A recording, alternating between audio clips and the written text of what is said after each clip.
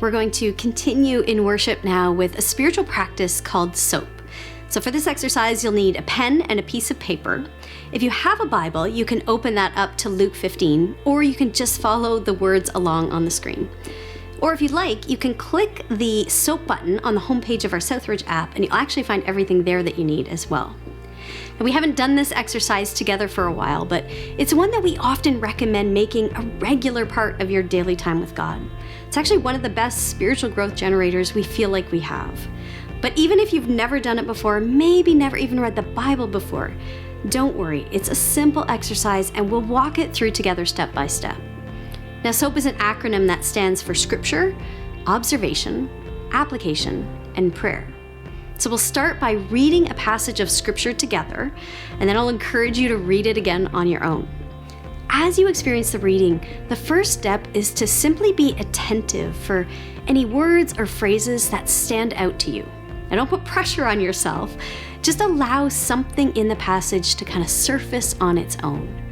Might be because it feels especially relevant to life right now. Maybe it's because it's challenging or a new thought you don't quite get. You might not even know exactly why something's standing out to you. You just know that it is. So pay attention to your own gut as you read. So I'll start. By this time, a lot of men and women of questionable reputation were hanging around Jesus, listening intently. The Pharisees and religion scholars were not pleased, not at all pleased. They growled, "He takes in sinners and eats meals with them, treating them like old friends." Their grumbling triggered this story. Suppose one of you had 100 sheep and lost one. Wouldn't you leave the 99 in the wilderness and go after the lost one until you found it? When found, you can be sure you would put it across your shoulders, rejoicing, and when you got home, call in your friends and neighbors, saying, "Celebrate with me, I found my lost sheep." Count on it, there's more joy in heaven over one sinner's rescued life than over 99 good people in no need of rescue. Now I'll give you a minute to read that again to yourself, whether silently or out loud. And then just take some time to choose a phrase or thought or even just a word that most stands out to you, and then write that down.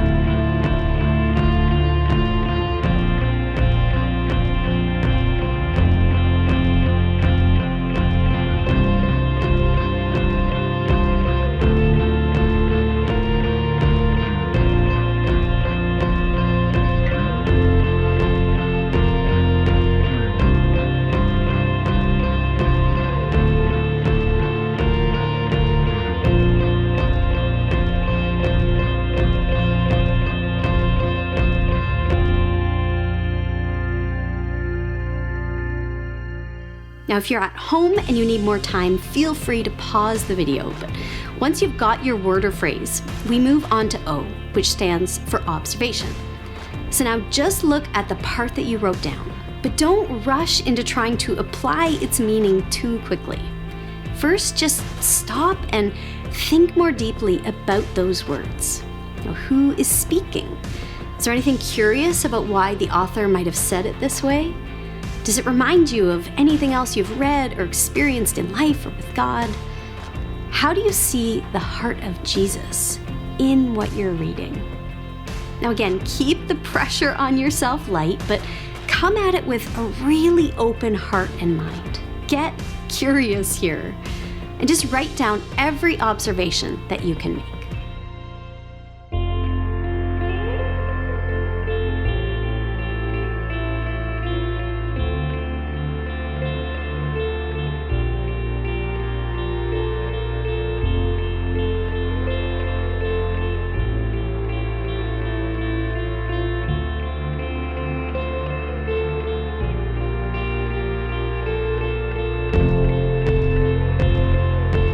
Now again, if you need more time, you can take it. But when you're ready to move on, our next letter is A, which stands for application. So how does this verse apply to your daily life? Now, how might it speak into you and your current circumstances? How are you being challenged to live differently by this? Now, the goal here is to move out of your head and get down into your heart and the ground of your life. This is where God's general word to all of us can become God's specific word to you. So as you write out whatever applications come to mind, let this part get really personal.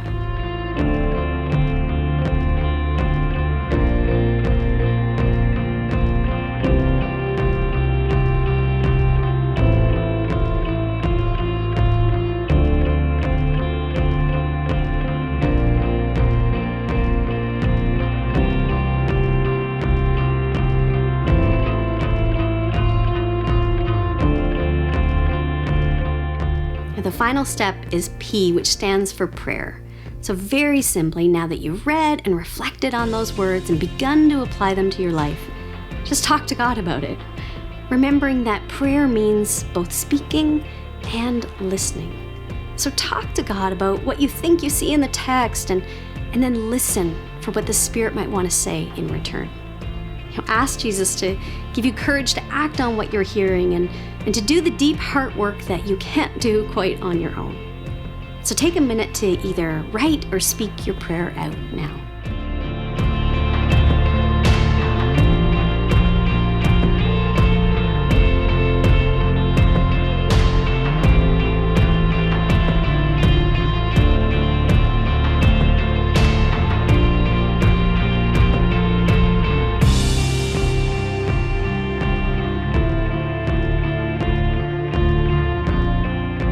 Now, SOAP is a fantastic practice to engage in throughout the week. So if you would like some more inspiring passages to dig into in this way, you can check out the Practice This Week button below the video player.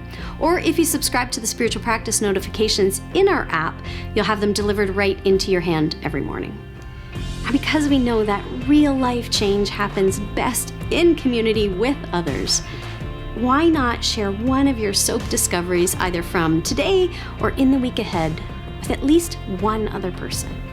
Now, this season continues to have way too much isolation built into it, but this is a way that we can share the deeper parts of our lives with one another. So I hope you'll consider taking a minute at some point to share with someone else some of the stuff that's going on in your heart these days. You will both be richer for it.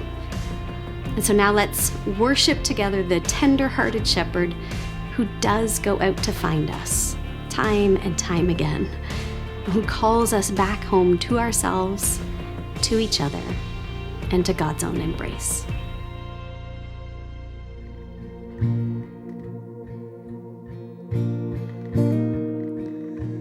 There is a field, you have led me there, and you revealed a peace that runs much deeper than I know. You give me rest, guide me down the roads that lead to truth, and I'm made whole when I'm running after you.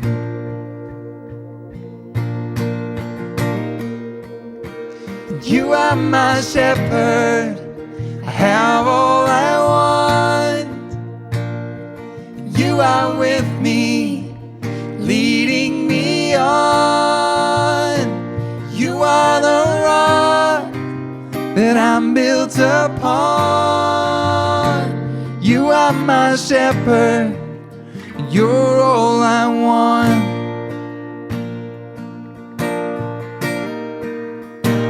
There is a table you have set for me to lay down pride and offer the same grace that I've received. Surely goodness, mercy, love will follow me for all my days and for all eternity. Oh, you are my shepherd, I have all I want.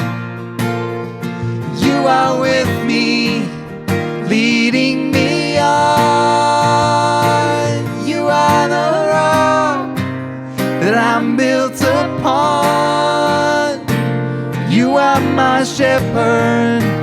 You're all I want.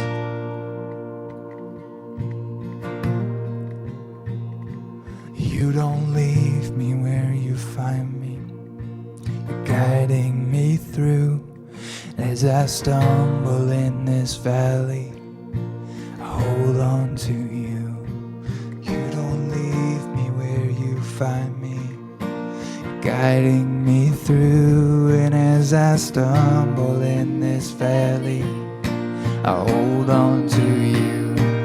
You don't leave me where you find me. You're guiding me through. And as I stumble in this valley, I hold on to you. You don't leave me where you find me. You're guiding me through. And as I stumble in this valley, I hold on to you. 'Cause you are my shepherd. I have all I want. And you are with me, leading me on. You are the rock that I'm built upon. You are my shepherd, and you're all I want. You are my shepherd, and you're